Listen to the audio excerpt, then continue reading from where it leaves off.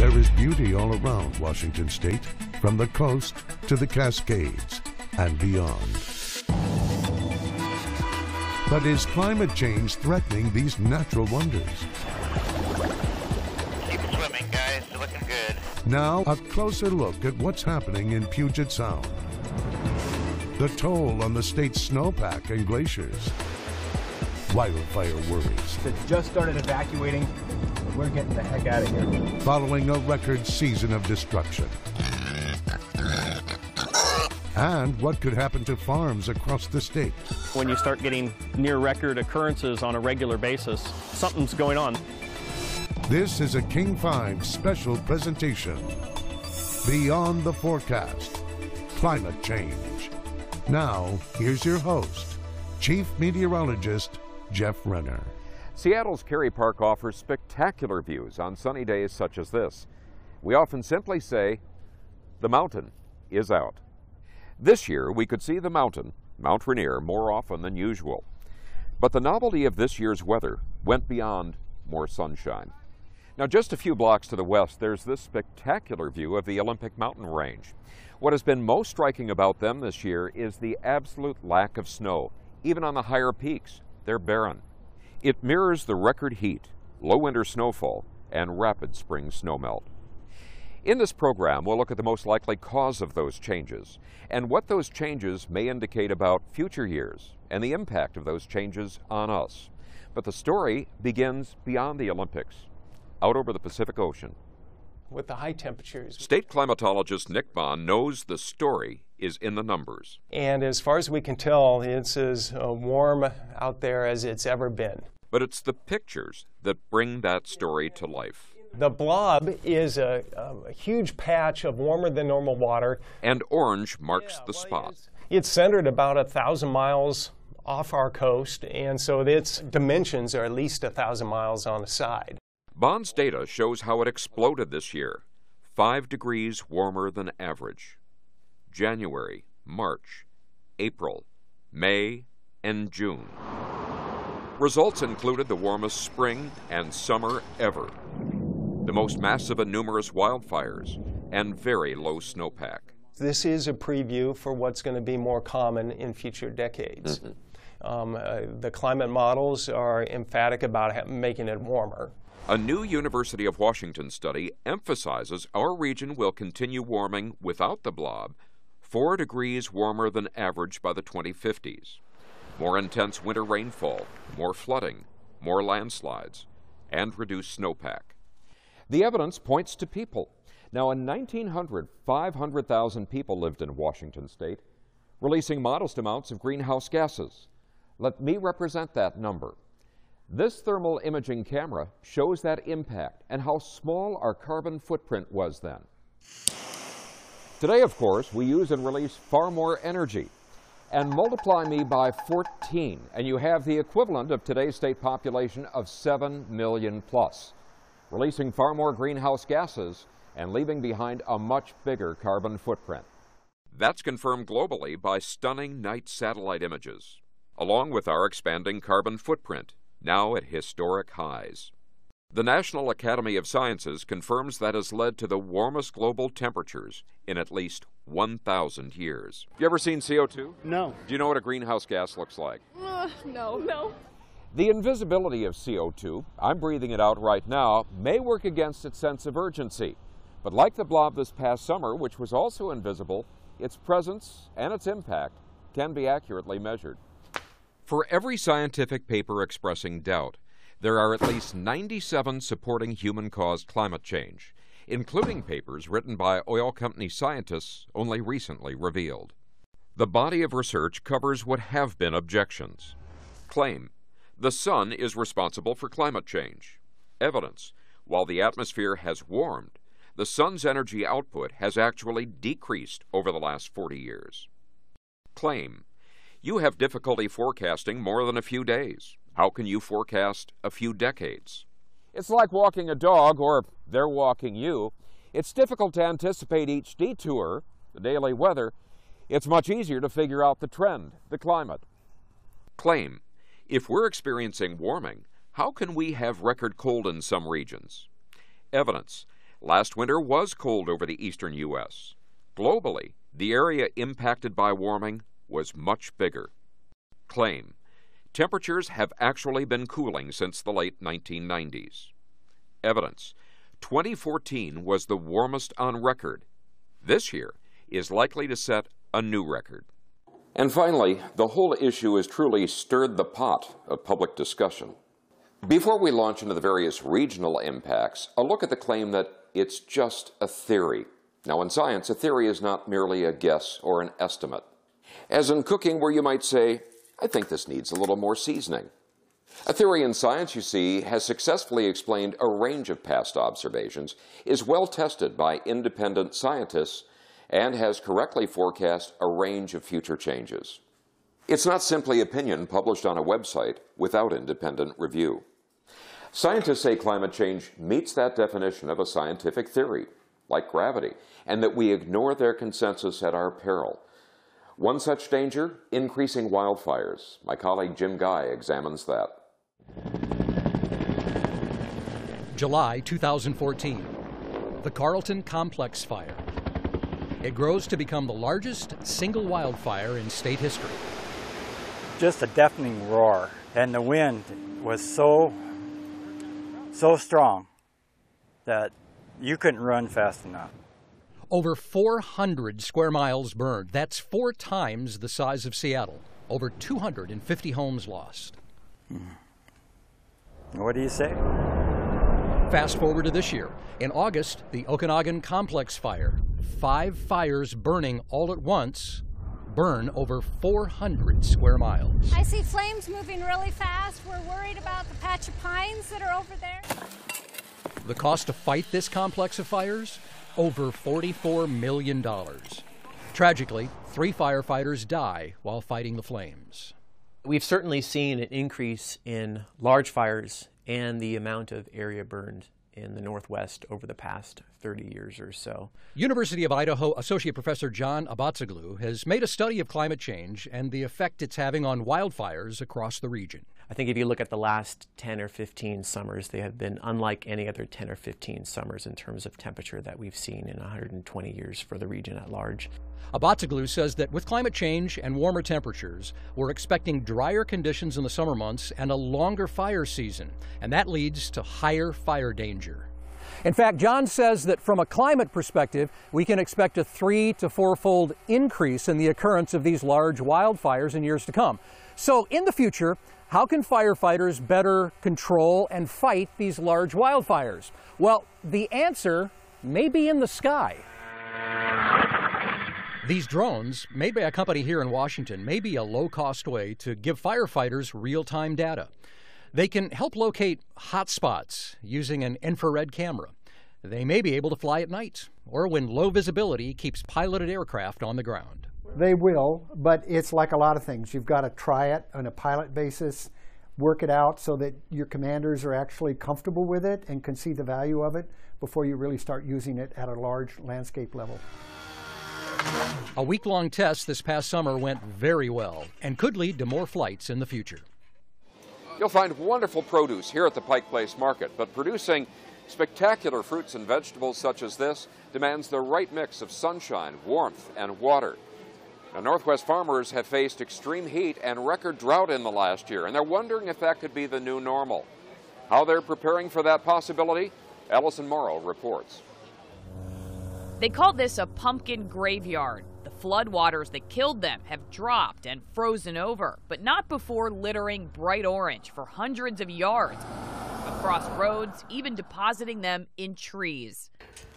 Eric Fritsch was more concerned about his cattle, worried they'd end up like their hay bales carried by floodwaters to neighboring properties. They trust you to take care of them, and we have our responsibilities. The Skykomish River's peak set a record in November. Cattle huddled together as waters rose 3 feet higher than predicted. At that point, there was really nothing I could do about it. I couldn't get in here because it would have taken a boat. It would have been too dangerous in the currents. Everyone survived. It was the 3rd flood for Fritsch's farm in several weeks. A farm with all kinds of hungry mouths to feed.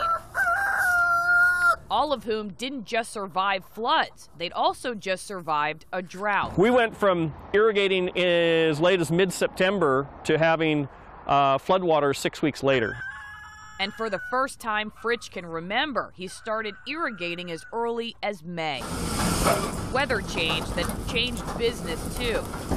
So you can see in the bark of the log the char that's left after the fire. Fritsch isn't just a farmer. He owns a timber mill. The ponderosa pine has been dead for a while. This wood is from wildfires over a year ago. The highs get higher and the lows get lower. Fritsch says he's not sure the change is permanent, but he does know he can't wait to find out. All of these crops were destroyed in the floods. To save his cattle from the same fate, Fritsch plans to rent land and move them to higher ground. I mean, they are farm animals, but they're still pretty important to us. In Snohomish County, Allison Morrow. Aren't you, girl? King 5 News. Any last words? Well, there's an optimistic fellow. Up next, take a plunge into Puget Sound. See the effects of climate change along the sea floor and what it means for the underwater ecosystem.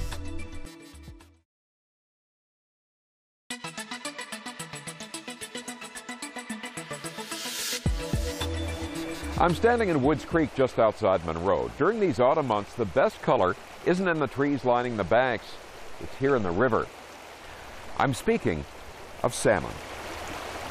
It's now late autumn, and color in both leaves and salmon are fading.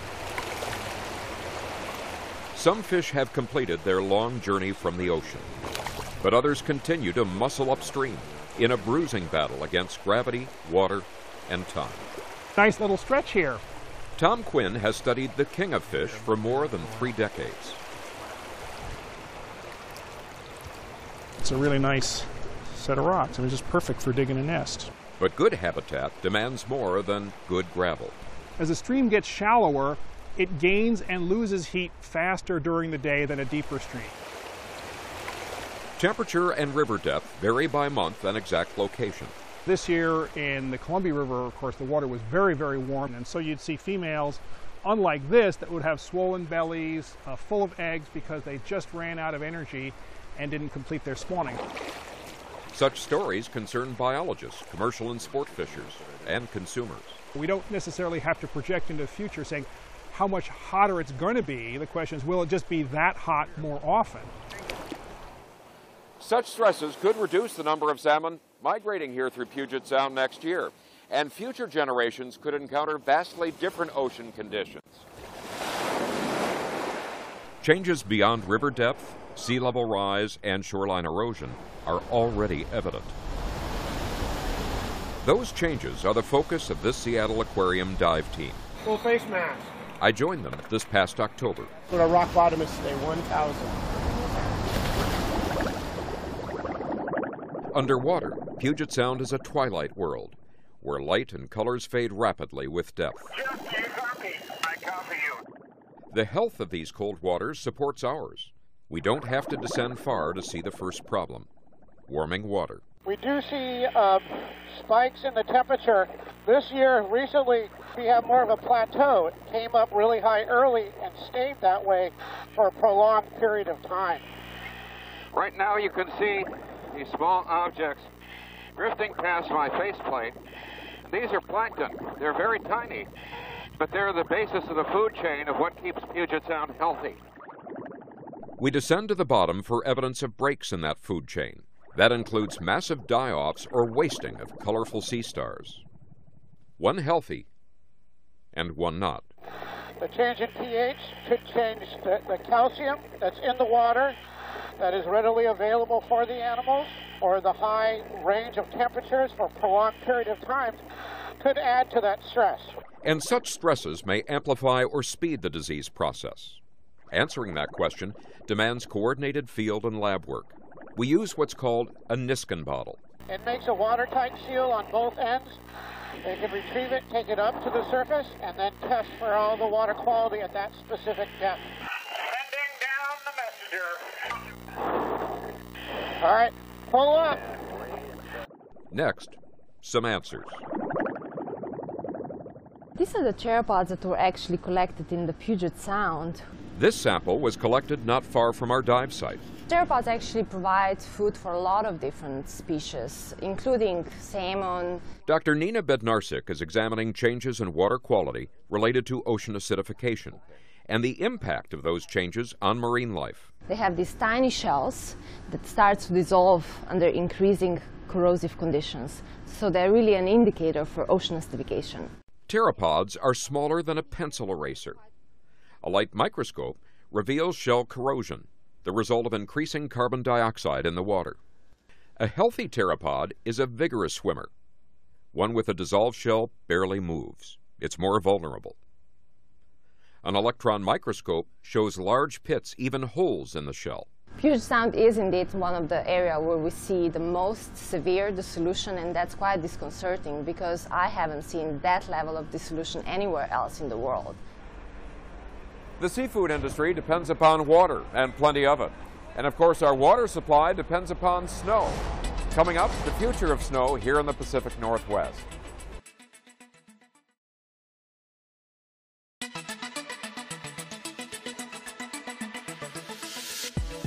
Stores such as REI that specialize in ski and snowboard gear are hoping, they're planning for a better winter this season.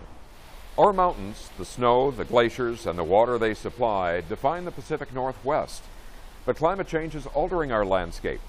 My colleague Rich Marriott tells us what the future may hold. Washington has the largest number of glaciers in the lower 48 states. But as the climate changes, those glaciers are shrinking and in many cases disappearing altogether.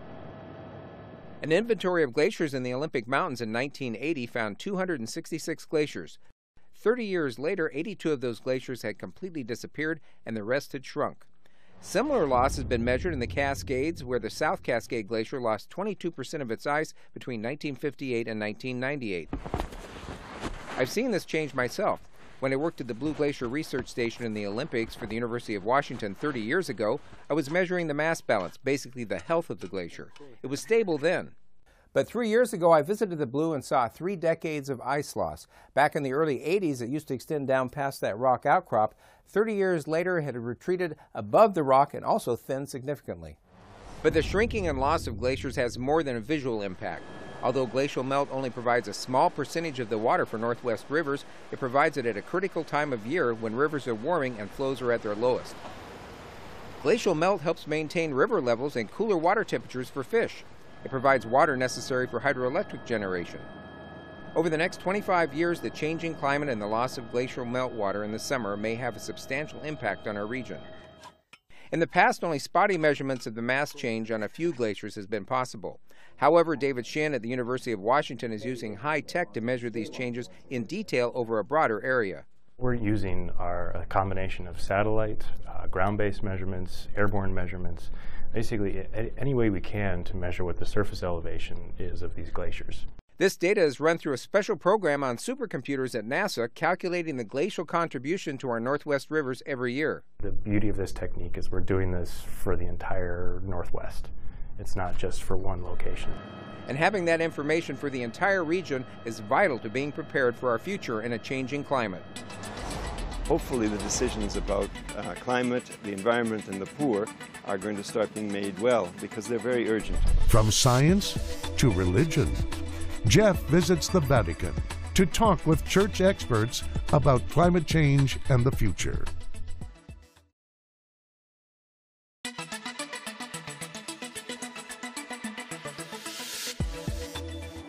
The discussion on climate change has focused on 3 questions: science, politics, and economics.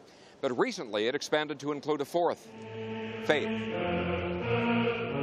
That's what brought me here to Rome, to the Vatican, to St. Peter's Square, Piazza San Pietro. The architect Bernini designed it as a transition from earth to the divine. The colonnades in twin arcs welcoming arms. The basilica representing the mountain of God. Moving us emotionally from our time to eternity and to the roots of faith. The basilica testifies to the sacrifice of Jesus and the apostles. St. Peter was crucified here, upside down. Peter's successor, Pope Francis, is seeking to literally upend attitudes toward climate change by writing this new book called an encyclical, Laudato Si. The Pope has repeatedly emphasized the environmental crisis represents a crisis of faith and reverence. Laudato Si. The words mean, praise be to you. The letter released this past May emphasizes the problems and the need for action extend far beyond current generations. While visiting Rome earlier this year, I had the opportunity to speak with Father Michael Czerny. He led the team that composed the first draft and offered insights on its motivation.